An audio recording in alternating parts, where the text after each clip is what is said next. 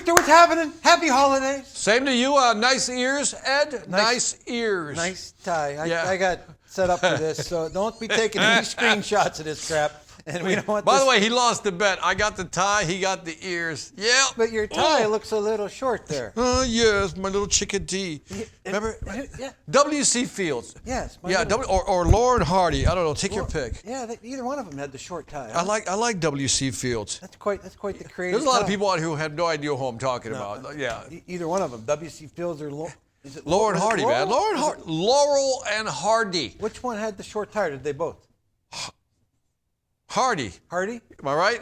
Yeah, I think so. I think so. All right. So what do we got in here? We got Vegas baby in the house. What is the big question of the day? The big question of the day is post up your favorite holiday movie or your holiday song. Okay. And we've done this the last couple holiday seasons. Yep. And we've gotten some. So yours is Rudolph the Red-Nosed Reindeer. It absolutely is. Why?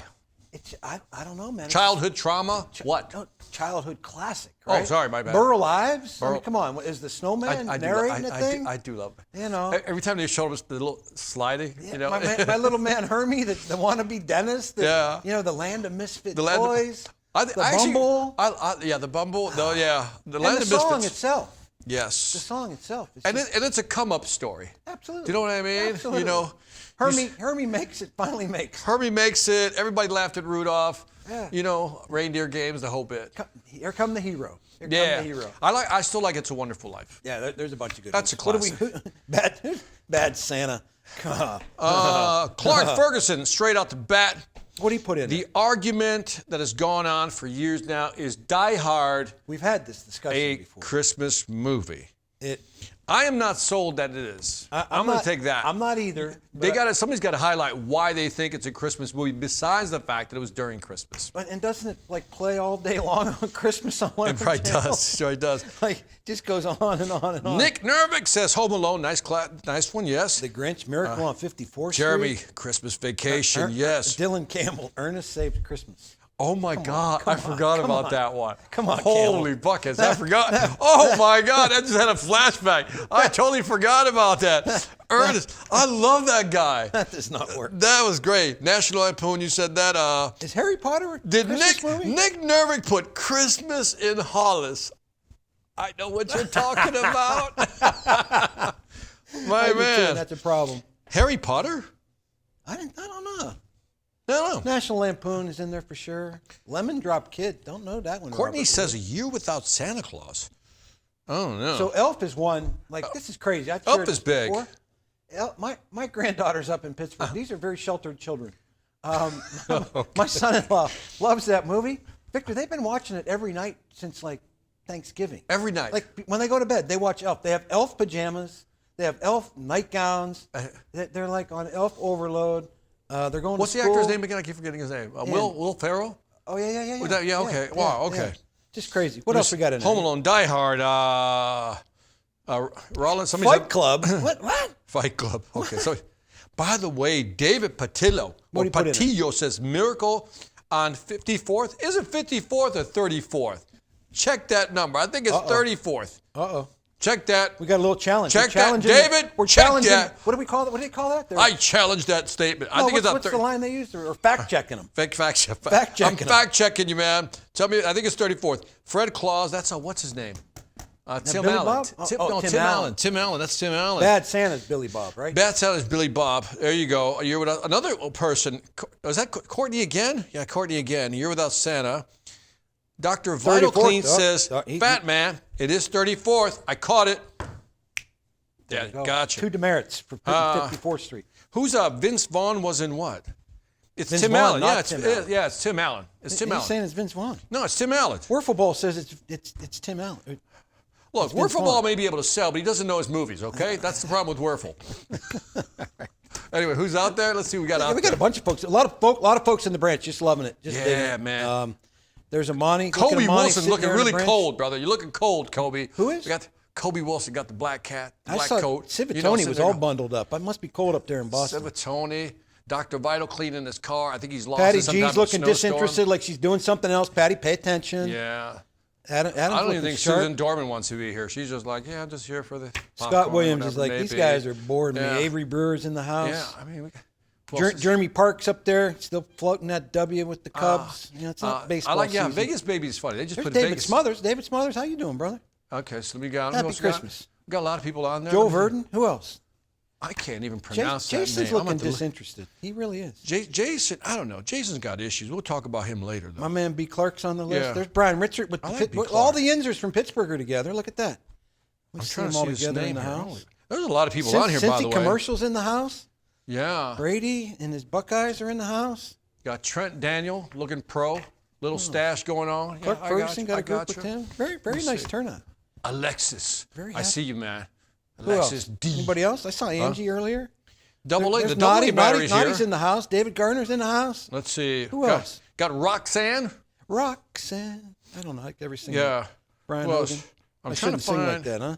What's that? There's Keith Wetzel. Don't sing. There's Keith Wetzel with The Land. Here's the name I was looking up. Is that? Nice. Do you say Tereshawn Hausner? Man, can you put more letters on your screen there? Will you quit we just trying need to more pronounce letters on your people's screen. names you have no idea how to pronounce? Luis Reyes, don't look so serious, man. Crazy. Just sit in your car, just chill. It's gonna be a great show. All right, let's get moving because I think we're boring them to tears. All right, let's go.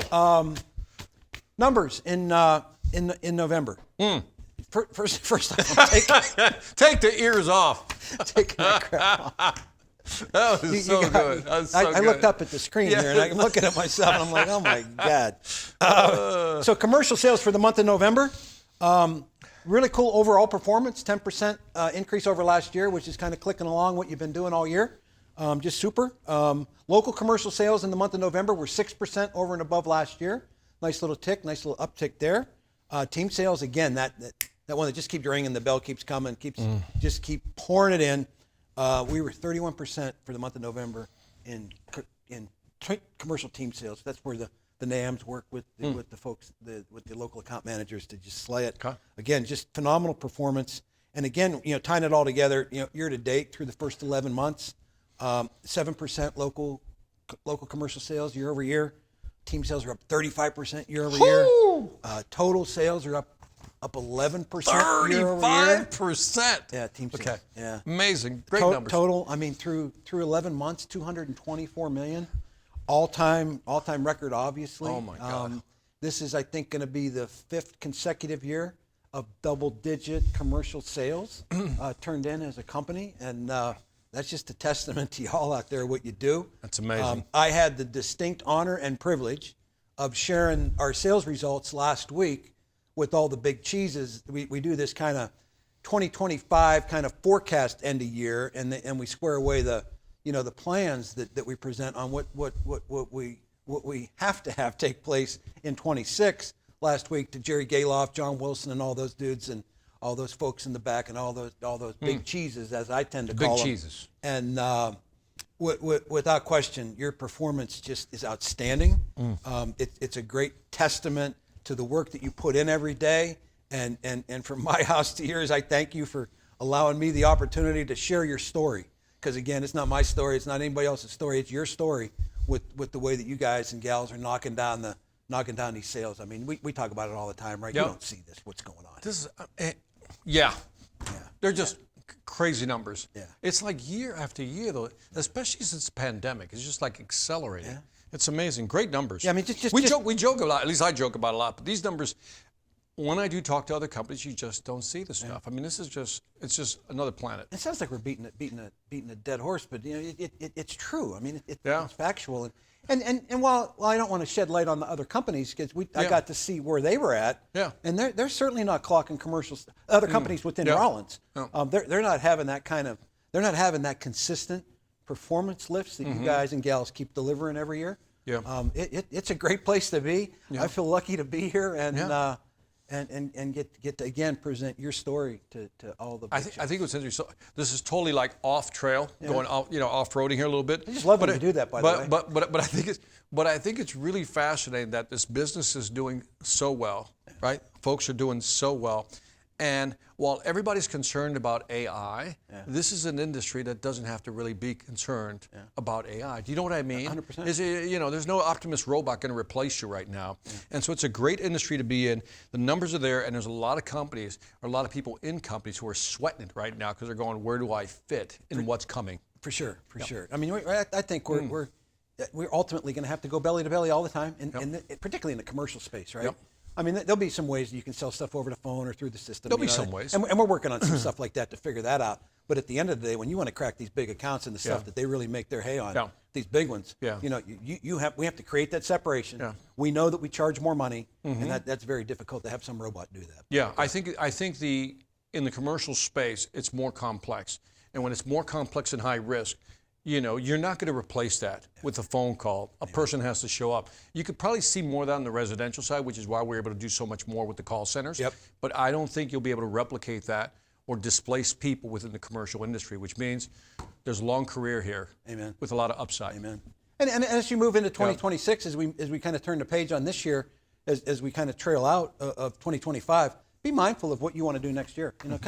That goal planning is really, really important to your continued success. Yeah. Obviously, the company does it from a very detailed number area, but I think personally as a salesperson, you need to kind of get your mind on, I finished here and we want to go there, right? Makes sense? And by the way, Mike puts out, Mike Palermo, our friend, says AI is helping us.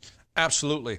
But again, as Jeff points out, AI can't do inspections. Oh, 100%. Give it another 10, 20 years maybe. Yeah, and I think these folks know how we feel about AI. I mean, if you're not knee deep in one of these language models right now, you are way behind the game. Yeah. I mean, I use it every day. I use it on every email. I use it on every communication. Yeah. So while we say that AI is not going to replace your jobs, it will influence and certainly pick your game up if you engage all in. Yeah, by the way, you're going to see AI impact, for example, on the operations side, the cost side, that part of the equation. You'll see it. You'll be able to use the tools to be more effective. But I'm saying, to be out there and doing inspections, you're going to need a warm body to do that. You're going to need the organic. And if you haven't taken advantage yet, there's some stuff here recently over the last few days that have come out with the email, with Copilot being tacked on the Outlook that's free for the Orkin folks now.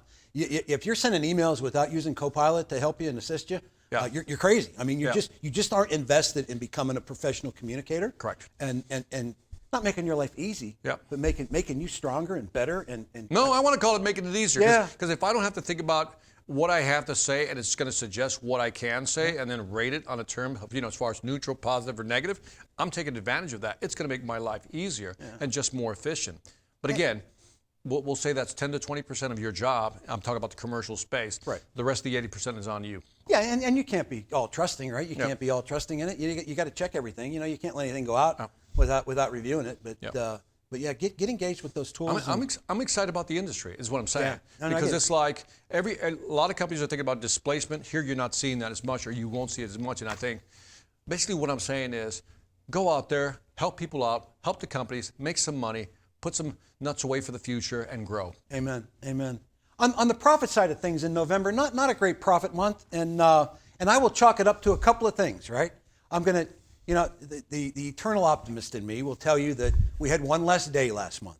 And the eternal optimist in me will tell you that the month of November couldn't have been set up any worse for a professional sales team than the way that the Thanksgiving holiday ended, right? Typically, Thanksgiving comes, things slow down. You get a Monday or Tuesday to kind of clean stuff up, right? You get caught back up. We didn't have that. The month ended on the weekend, so we were done. So it was just a really crappy way to end it. So I'm going to chalk that. You're going to give them a way out. Is that what you're saying? You're giving them a way out. Yeah, I'm going to say we're good on the month of November because we get that day back in December. And the good news is, I love to be able to kind of tell these stories. Right now we are out of the gates like a mad selling crew. Are you? in December commercially. So life will be good. I see. You're kicking them now, and then so they can just keep selling for December. I got you. And in addition to the company numbers, we had 25 people, Victor, in the month of November, get paid on $75,000. Nice. Should we roll the video?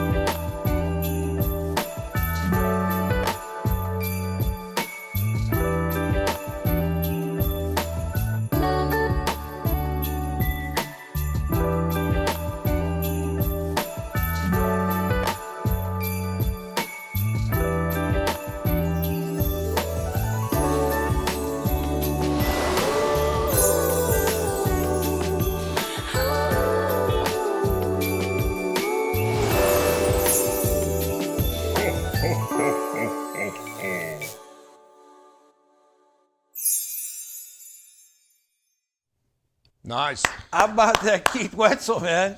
My man. $212,000.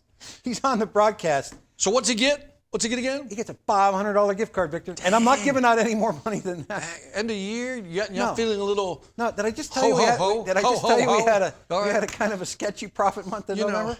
You know what? You know who I haven't seen pony up anything? Who? Mike Palermo. Yeah, Palermo could match that. Come yeah, on, man. Look at him. He's got his hands up. End of year. Come on, man. He's got these alligator arms. Put some money in the pot, man. He ain't reaching for his pocket. Maybe Palermo should alligator match that. arms. Yeah. I think Palermo should match that. You know, don't you, Keith? I think some people need to set the example. Yeah, step out. Can he rise to the occasion? I don't know. Step up. He's gonna kill both of us in this. Roxanne's like, give up the... All right. But funny thing about Keith, Keith is really focused on driving the President's Club, and had a few conversations with him over this year. Yeah. And it was funny. Tony Lee, his branch manager, was down here, and he said, man, Keith just dropped a bomb. And I think, put it in the chat either. I think Tony and Keith are both on. It was like $100,000 clean out for some apartments, a big multifamily sale that they knocked down. So if you could fill in some blanks on that, either one of you guys, throw that in there, because that was just a spectacular sale. Great. But any other names on the list that jump out Autumn. for you? It's not Summer Bailey. Yeah, look at that. I think she's back to back on that list. Yeah, back. straight off Orlando. Way to go. Chris McWilliams, the bird. I think he's the bird whisperer, the horse. What's he? Some kind of whisperer they call it. That's his nickname. The bird. Chris. Joel Verdon out of Eau Claire, Wisconsin, a cheesehead. I think that's still a piece of Joel's the guy that landed that Mayo Clinic with some help from some folks up there. How are you selling this much in the winter? The winter doesn't matter anymore. Yeah. It really doesn't. Okay. You know what I mean? Years ago when I was in this business selling for a living, it mattered. It doesn't matter 1920? Yeah, 1922, stone tablets, the whole drill, right? No, but I mean, look at it. And there's a guy, Chris Pierce, he was there with me back in the day. Okay, Chris Pierce was selling big dollars way back 40 years ago. Stop messing with Chris. I'm going to mess with Chris. And I believe that Chris has certainly locked up his spot for what I believe is his 39th President's Club. Really? He is truly, without question, the GOAT. How long has he been here? How many years? I think he's been here like 40. He's only missed like 1 year. 1 year? I don't even know if he's missed that. I didn't see him on the broadcast, but maybe Jeff Mossinger can fill in the blank there for us. Nice. Michael Wallinger is going to be our Rookie of the Year out of Tacoma. I mean, it certainly appears that Literally way. Rookie of the Year, huh? Regina Morgan, that's a new name, down in Macon, Georgia. Macon, Georgia. All right. My man BC out of Youngstown, always got to give him a shout out. Andrew Portland, couple folks. Jason. Big C himself. Amen. I think it's safe to say that, no matter what happens in December, I mean, Jason's going to, for the third consecutive year, Victor, raise the biggest plaque they give out at Orkin. I've always supported Jason. I've always supported Jason. Oh, you're going to ask Jason him for a gift, aren't you? I've always supported Jason. What a guy. Maybe What a he'll guy. send you some Boston baked beans or something. I don't know. Ana Lemos de la Meneses. I'm glad you tried that. Oh, man, that's a long one right there. I'm going to go for that. If I got that wrong, let me know. Anna, congratulations. Jen Kane. Wait, let's not skip over Jesse Jolly. Oh, Jesse. Oh, I like that. Jesse's, I think, Jesse, when he goes to President's Club, it's pretty cool. He gets these little stars, and he puts them on he has the same patch that they gave him the first year he made it. They put the patch on the blazer. Oh, and he's got them all along. It's so cool to see. And I've traded some texts with him. I'd love to see a picture of it. We'll get you a picture because that'd be kind of cool. Looking forward to that trip out there. See Jordan Bosmany, another lock for the trip. Savruk, and also Cesar Miramontes. Very nice. San Bernardino, Craven Walk. Yeah. Jacob Williams is a new name to me out in Denver. Is he? I mean, super cool. Robert Wood's been on there before, but again, another appearance. Aaron Parr, I don't know that I've seen Aaron's name before. No. He's there with Aaron, is this your first time? Let us know. With Jen Let us know. And Wayne Dubb there in the branch. Just crazy. Let me see. Anything else? Nope, that's it. Yeah, just super cool performances. These are nice numbers. I just want to see if Palermo added anything. Did he didn't add anything.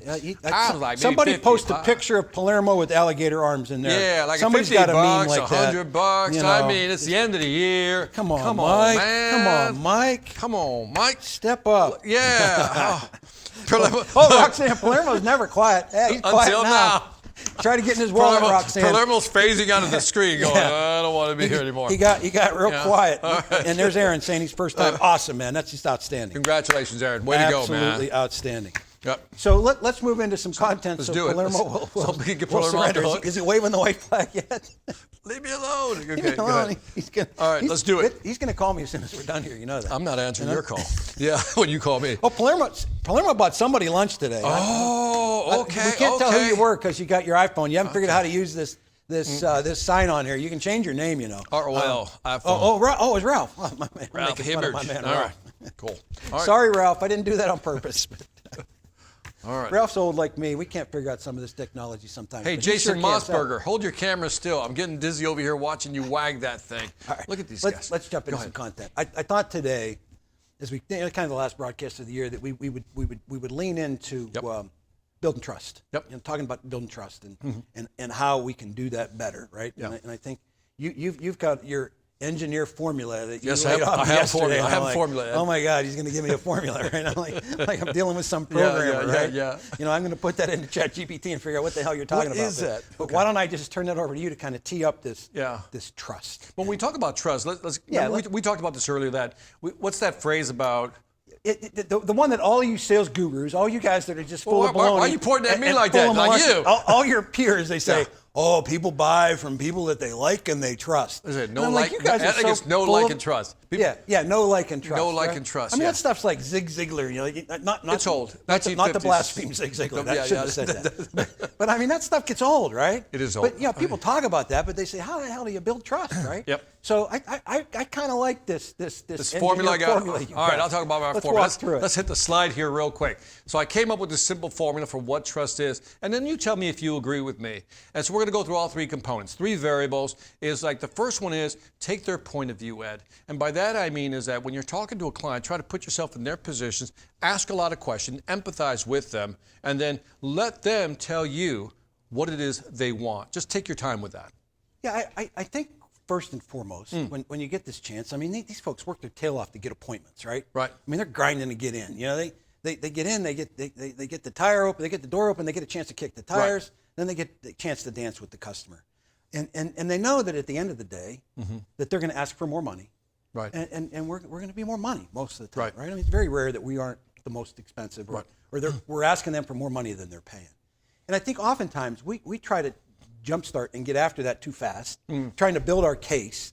And I think we lose sight of the fact that that we have to maybe not necessarily take their point of view, but let them know that we're responding and we're cognizant of their point of view, right? Correct. And I think there's many. Well said. I like that. I think there's so many little simple things you can do to do that. And as crazy as it sounds, one of my favorite is always, Victor, would it be okay if I took some notes, right? And these folks have heard me say this hundreds of times. And while maybe I don't necessarily need to take notes, you get as old as I am, maybe you got to take notes, right? But some of these young bucks don't need to do that. But just that simple ask of permission to take notes, it sends, I think, a whole bunch of signals that we don't realize how important that is. You know, certainly that you're a professional. Right. And certainly that what they're going to say next is of big importance to you and that you're going to listen. Yeah. And I think that's so simple that when you're trying to take somebody's point of view, if you ask them, hey, can I take some notes? Hey, this guy's listening. I notice when people are taking notes. I literally notice, like you actually care. You remember we talked about this, the European bike cyclist team, and this guy came up with this thing about the aggregation of marginal gain, which means that you find little bits of improvement, and after a while they add up to one big thing. Taking notes, asking for permission to take notes, it's one of those little things you do. I'm not saying it closes the deal for you, but it just kind of nudges you forward. That's the marginal gain slowly, and little things you do. But what else do you do? Well, and even marginalize that even a little bit more, right? Not just taking notes, but the ask. Yes. Is it okay if I take notes, yes. right? I mean, you know, you can start taking notes and think, hey, I'm taking notes. Yeah. But the ask, I think, is like... It's like the easiest yes you'll get, right? It's the easiest. Yeah, this guy's paying attention. Right? Yeah. The other thing I like is when you're, again, I like asking a lot of questions, right? Yeah. Because we talked about this. The average salesperson practices what to say. The best practice what to ask. Then the next thing is when you ask a question, they're giving you the answer. Whatever you do, don't step on the conversation, if you know what I mean. Exactly. Have you seen that? A ton, right? Yeah. And there's a national account sales guy out there, and I don't know if he's on the call or not. What's his name? I'm not saying his name. Okay. But he talks too much, right? And I tease him all the time. I said, dude, you got to sit on your hands. You know, You got to quit talking. You have to be receptive. They have to know that you're receptive for what they're going to tell you, so that it's important. Because I think too many times we can short circuit it, right? I mean, maybe you've done an inspection and you've seen all kinds of stuff you can sell to. Right. But until you really break them down and do that real true deep discovery, that they understand that you're listening. Because I think oftentimes what happens in a sales scenario, we find a couple things, maybe one or two things that stick out, right? They tell you, oh my God, I've had a different tech, a different service professional come out here for the past 6 months in a row, and you got in your hip pocket that you got Tim Lamont out of Youngstown that's been servicing that zip code for 27, 28 years, and you jump too fast to that one, and you don't find all the others, because that one thing, even though you're taking their point of view and you're going to fix that for them, maybe it's not enough yet. Maybe it's not enough yet. Yeah, it's that again, I mentioned this study when we talked earlier, is that they showed that in the first year and a half, a lot of young salespeople, newer salespeople, I'm not talking about age, newer salespeople seem to do exceptionally well. We've all seen that, we call it the rookie bump, whatever it may be, luck out of the gate. And what they found is that the reason they're doing that is because they're holding back because they're unsure of themselves, so they're asking more questions. Yeah. They're listening to the customer more. But then what happens after a year and a half, they get comfortable. They think they know it all. They start anticipating what the customer is going to say, and then they, boom, jump in, and then they shunt the customer down. You know what I mean? And all of a sudden they stop talking and close rates go down. 100%. Your thoughts? And I think, and I completely agree with that, and it makes so much, you see it happen every day, and you can even see it happening to yourself, right? And I'd be the first guy to throw my hand up and say, I've tried to jump to the conclusion and say, okay, I got him. I know. Let me go close it. Let's button this thing up and let's get out of here, right? Yeah. But I think that they work so hard to get these appointments. Right. That take the time, slow it down, and really be receptive of understanding their point of view. Yeah, it's almost like you might not find that silver nugget. Yeah, it's that slow down to speed up we've talked about, right? And to your point about the silver nugget is that by taking your time, you begin to uncover that. And it's something that, as you grow in sales, you begin to learn, I don't have to go through this quickly. Let me just take my time, and then you set the cadence. Yeah, and you know my line. I always try to coach folks that let the game come to you. Love that line. I think all of our salespeople in our organization, they just get so anxious that they want to make that sale, they want to make that pitch, they find something they can hang their hat on, and they want to come after it. I've always been a proponent of just letting it come to you. Love it. Let the game come to you, and just gather it all before you start spitting solutions. And have you sensed this, Ed, that sometimes, I don't want to use the word commission breath, but you know where I'm going with this, that you're so anxious to try to close a deal that the customer is actually repelled by it. You know what I mean? And when you say let it come to you, it's more of a slower approach to selling. Yeah. And even the nonverbal stuff, when you're trying to get somebody's point of view, just asking them a question and dropping your pen and sitting back. I mean, as crazy as that seems, right? I mean, just setting your pen down. Yeah. And listen intently. Yeah. And again, the same cliche: listen with the intent to understand, all that crap, right? But think about how that. Think about if you flipped the table and you were sitting on the other side. Is this dude paying attention? Because every one of us has been in conversations. You and I have been in plenty of conversations where they're not paying attention to you. Right. I mean, I have conversations with my boss. I shouldn't say that out loud, but he's not going to be my boss much longer. But you get into a situation where they're not listening. Yeah. Right. And it just frustrates you can see the glaze over. Yeah. You can see. Yeah. They're messing with their phone or they're doing something else. And by the way, that study we've covered in the past by Tether that actually shows when you ask a question that they give you some type of answer, they're not really listening. The best of the best stop, and then they ask, it seems like what I just said didn't seem to really matter. Can I ask why? Yeah. And the best of the best take their time and ask those questions in the moment, in the conversations. So a lot on point of view, right? And again, I think it's, when we break down these sales things, sometimes I leave these broadcasts we do, and I think, man, did I get my old, apologize. My word is, I am so anal about every aspect of every single sales situation that I believe I overanalyze it. So understand that. But I'm not leaving anything to chance. And if there's a point of view that customer has, I got to get it. Right. I got to get it. And it may take me a little bit longer than you to get it. Yep. But when I get it, I'll be better armed to go to the next step and then the next step. So the next step is position yourself as a subject matter expert. Yeah. So again, what customers are looking for is, again, maybe they've done the research. I was sharing this with Ed. One study came out that says people are 9x more into the buying cycle when they're using large language models like Claude, ChatGPT, Gemini, whatever it may be. So they're informing themselves even more. But that doesn't mean they don't need you. What's happening is they're still getting to a point where okay, I think this is what I want. I think this is the right company, but I'm still not sure. And they're going to call you. They're going to say, I want to clarify this, I want to confirm this, but at the end of the day, they want you to give them the confidence to make a buying decision. That's what they want. 100%. And I worry about that. And I'll just use an example too. So right now, my wife has tasked me with buying one of these electric snow shovels for my school teacher's single daughter up in Pittsburgh, right? Okay. And so she sends me all these. She said, can you research these? Well, you know me. I have this crazy mind that I'm researching the hell out of this stuff, right? Yeah. I'm looking at the DeWalt. I'm looking at all the different, and I'm so confused right now at this point that I have no idea what the hell I'm doing. Right. So I'm going to go into Home Depot or into Lowe's, and I'm going to say, will you help me? Yeah. Right. And I have hours of researching the electric snow shovels. Right. Hours of research into it, and I've done nothing more than confuse myself to where I'm stymied for a decision, and I am not good when I can't make a decision. But I put myself there. Yeah, I did the same thing. I was researching. It was a wood a tool that I'm trying to buy, and then I said, well, give me the top 3 brands. It gave me the top 3 brands, and then I asked the model, right? I think I was using Grok, Elon Musk Grok, and then I said, give me a comparative analysis. You know what I mean? A matrix. Yeah. And so it did that. Spits it right out. But it gave me a matrix. So here it had 3 competitors, right? 3 possibilities. And then it gave me like 10 to 15 like features I could measure it against. But when I looked at the matrix, well, it's plus here, but negative here. But this one's plus there, negative there. And all of a sudden I'm like, I still don't know. Yeah. And at the end of the day, if it's a complex sale, you're going to go to the salesperson. And our customers that are going out and getting a couple, 3 bids, they're putting themselves in that predicament as well. The other thing about subject matter expert is, I've shared with these folks before, I am just incredibly worried about all the stuff we have to sell, right? You know, if you think about it, I mean, if we asked for a list, they could, somebody's helping me out, Brady says, buy Snow Joe.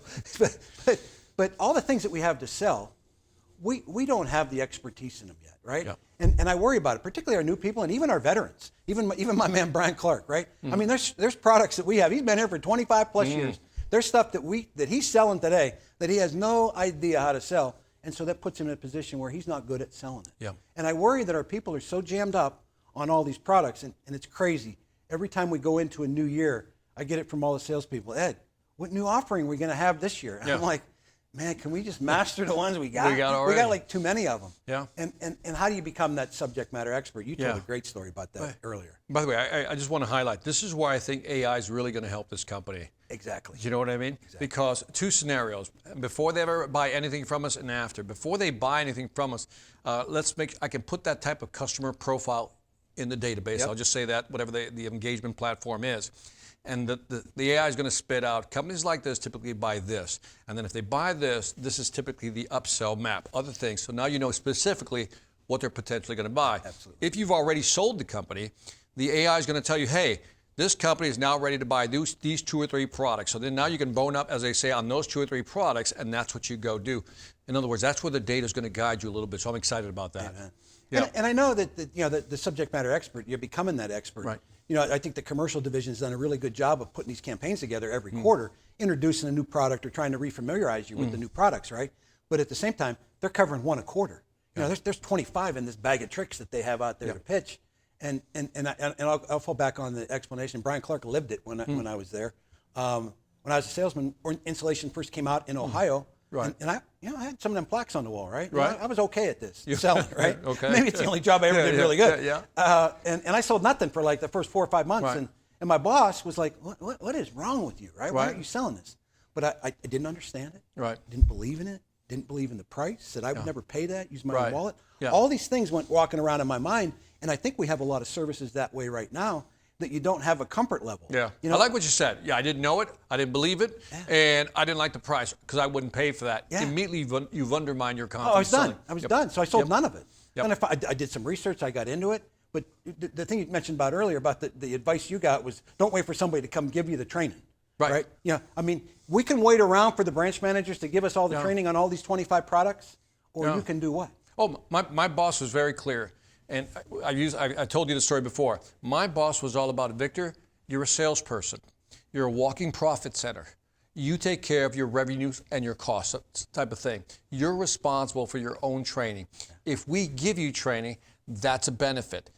Consider that. But at the end of the day, you're responsible. And it was like that hard. Yeah. Now, that was pre-large language models like ChatGPT. Right. Today, we were talking about this also earlier, that you can go up there. If you didn't know a product, I can upload a product sheet from Orkin's product. Yep. I can upload it to any large language models and then ask it to do a role play with me to see if I understand the product. Absolutely. Back in the day when we got a new product, I would sit in a room with a product manager, the person who developed it, and they would ask me all kind of questions, and then they beat me up pretty bad, and after a while I've come out of the room going, I think I understand. Now you can do that in the privacy of your own home with the large language model. Absolutely. No reason why we don't know anything. And if I can add one more thing. We've talked about Google, the Notebook LM. If you haven't tried Notebook LM, you should look at it. You can upload a product sheet. It's free, Notebook LM, and then it'll create a podcast for you of that spreadsheet or whatever, that spec sheet, and you can learn the product that way. So there's different ways of learning it. Now they have, Ed, explainer videos. Yes. So it'll, you upload the PDF, it'll create explainer video. Again, no reason not to be a subject matter expert in your domain. Amen. And as we get there, that subject matter expert, customers, as we mentioned, are dependent on you to be that person. Yes. They're looking for us to be that person. They want you to, because again, they can't, that last yard, right? You've gone 99, the last yard, they can't make a decision. They need you to hold their hand, do the sense-making thing, help them make sense of it and say, this is why you should do it, give them the confidence to move forward. That's the game, Ed. The game today is, can you give the customer enough confidence to go, okay, I'll do it. That's what they're looking for. And I think sometimes we get fooled by thinking that they're getting so educated, they're coming, we hear all the studies, they're doing all this research ahead of time. But again, I think, number one, they're confusing themselves sometimes too much. Yes. And number two, they still need, as you said, that nudge at the end to say, it's okay. Yeah. We got you. We got you. And they need to be able to look at you and say, that cat, that gal, she got it going on. I have full confidence in them. It reassures every bit of research I've done, and I love what they're saying, and get after it. What are we seeing in the chat? I can't even focus because of this picture. What is This is so wrong. Whoever did this, you're just wrong. Well, Claremont did it to himself. Notebook LM free. Love it. By the way, so the last one. Yeah, so let's get to the last one. The last one I think has more of an emotional component to it, and that is you should keep your customer's best interest in mind. That's what BIIM stands for. In other words, never undersell, never oversell. And I think you have an oversell story. Yeah, or wrong sell story. A wrong sell story, and it's a residential experience that we went through. I went through probably 4 or 5 weeks ago. I was in a branch, and we were posting the board, and the sales guy was going through his day, and he said, "Hey, I sold this $6,000 insulation job, and the manager asked the right questions. Well, did you bundle it with other services?"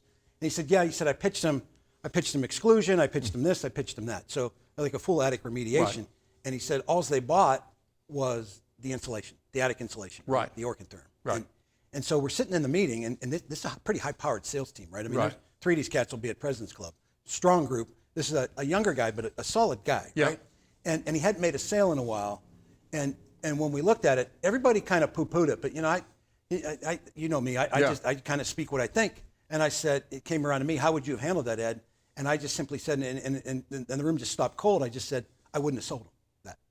I wouldn't have let them buy that. Did you hear crickets right there? Big time crickets. And they all looked at me. They all knew I was right. But here, let me paint the scenario here. The guy was jonesing for a sale. He hadn't made a sale in like 3-4 days. And on the residential side, even on the commercial side, you're jonesing for a sale. Yeah. So they say they don't want this. They'll do that later. And I said, you did them a disservice, because at the end of the day, it's like selling a general pest control when they have small flies and not selling them Actizyme, right? I mean, that happens to these folks all the time. They'll go, oh, we'll take care of all that. And all you do is you put the poor technician behind the 8 ball trying to fix a problem that you didn't have the guts to fix selling it up front, right? So you took the low-lying sale, right? Not the commission, Brett. That wasn't fair. Yeah. That wouldn't be fair to this kid. Okay. But he was jonesing, and I've been there. I've been jonesing for that sale. We've all been there. Yeah, not having one and saying, oh my God, I got to get this one. Yep. And they signed it. The truck was on its way to the house. The good news on the story is that we got it stopped because the manager was there, the RSM was there. We got it stopped. The branch manager went out with the salesman to the customer, reduced the exclusion piece a little bit, because if he'd have sold them just insulation, in 3 months that insulation would have been ruined because we wouldn't have kept the rats out or the mice out. Right. So the same thing with selling general pest control when you know darn well that this place is just ate up with small flies and you don't address it. You just put that in, and that happens all the time out here.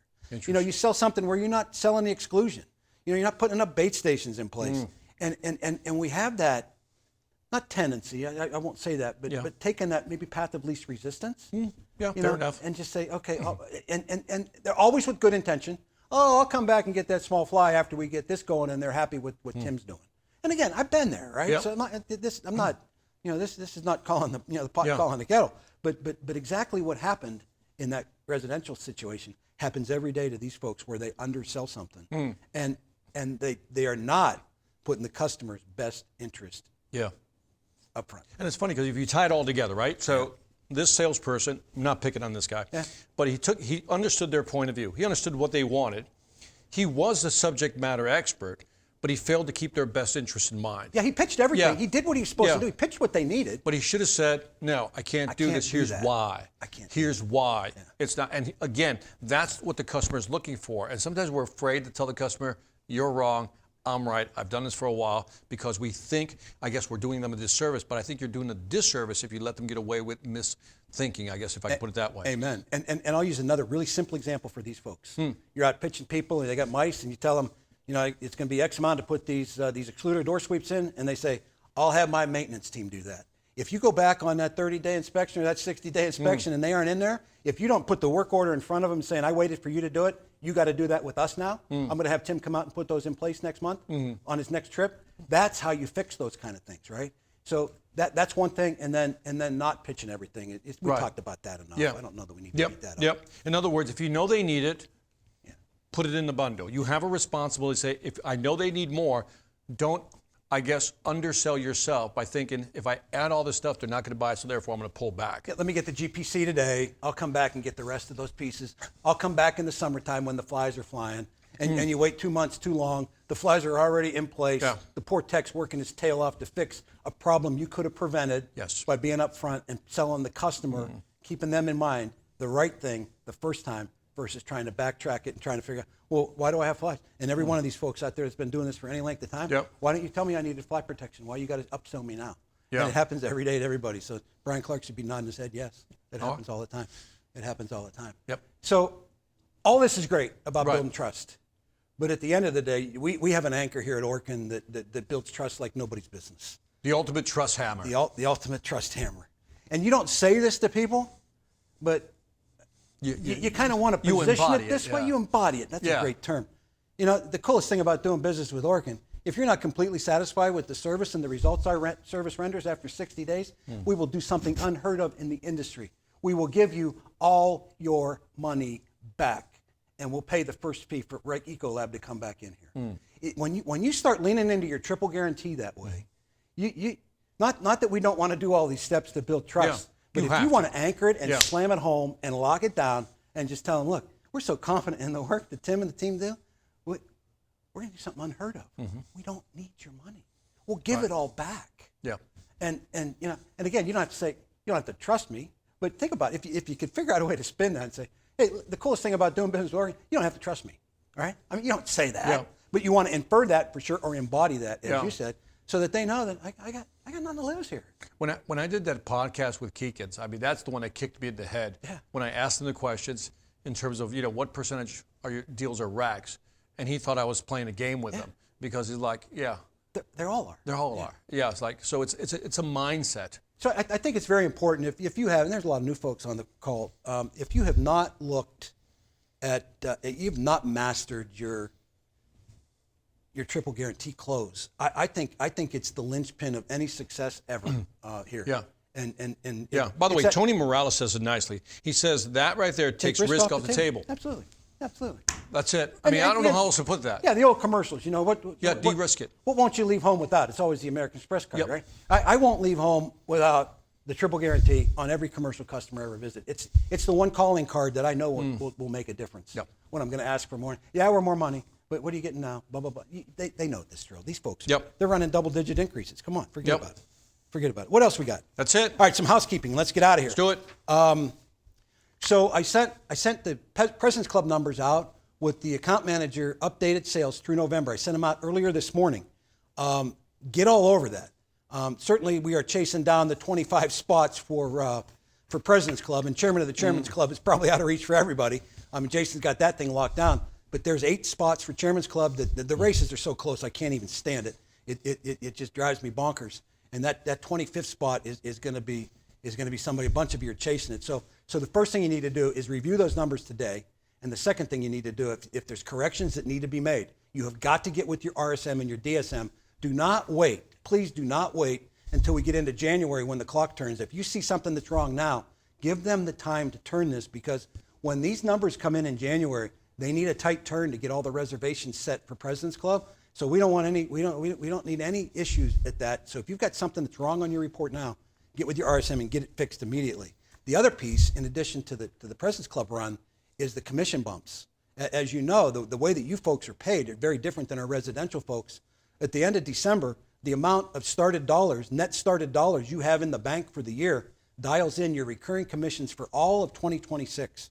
So if you've got a point, don't miss bumping up your recurring commissions for next year by $1,000, $1,200 sale that you didn't get started. Get in the truck, go out with the pro, go get it started. Make sure you're focused on that number. Every year, there's one of our salespeople that miss one of those levels. And I get it if you miss it because you didn't have the business to start. But every year I hear stories that, oh man, I had that to start, we didn't get it started. And don't blame your pros, don't blame your manager. If you're in that spot, you tell the manager, dude, I'll meet you out there at the start at midnight to get this thing in the books. Own it, as Victor said, own your business. As we move out of 2025, be mindful of setting goals. Trying to set some goals for 2026. Maybe you dedicate to having a personal best. Maybe you dedicate to maybe making one of these President's Club trips. Think about maybe bumping your 401k 1%. As you move into 2026, certainly try to find time to carve out some adult learning. The 1540 I talk about, or the 15 minutes of your 1440 every day to get better. And at the end of the day, let me try to get through this. All likelihood, this is probably the last time I'll be doing this. I'm going to move on to do something a little bit different next year. And I just want you to know how much I appreciate what you've done. You have allowed me to have this job for 13 and a half years and to represent what you do. And that means more to me than any of the money they put in my bank account. The success that you folks have is what wires me and keeps me going. And I just want to tell you, from my house to yours, man, hats off. You have made my job so easy. You've made me look like a hero, and I haven't sold a damn thing in 13 years. So thank you from the bottom of my heart for that. And before I get all mushy, I wish you and yours just a very safe and blessed holiday season. It's been a great run. Anything else? Nope. We're Merry out. Christmas, everybody. See y'all. Thanks. Take care. See you.